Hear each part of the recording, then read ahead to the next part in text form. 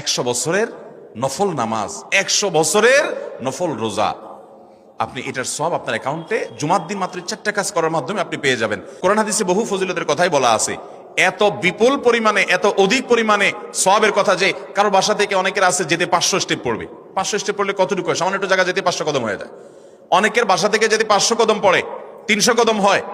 তো সে এই 500 বছর নফল নামাজ, নফল রোজা, রাত ভর দিন ভর করার সওয়াব, কন্টিনিউয়াসলি করার সওয়াব, মাত্র এই মসজিদে গেল আসলো, এই 4টা শর্ত পূরণ করে সেটা সওয়াবটা পেতে পারে।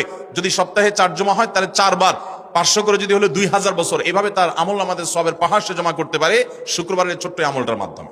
1 নম্বর গেছে বেশি বেশি দুরূদ পাঠ করা, 2 নম্বর হলো জুমার দিনে ফজর নামাজ জামাতের সাথে পুরুষরা পড়া, 3 নম্বর হলো সূরা কাহাফ পড়া, তেলাওয়াত করা, আর 4 নম্বর হলো এই 4 শর্ত পূরণ করে মসজিদে আগে আগে গিয়ে সুন্দর করে খুতবা শুনে চলে আসা।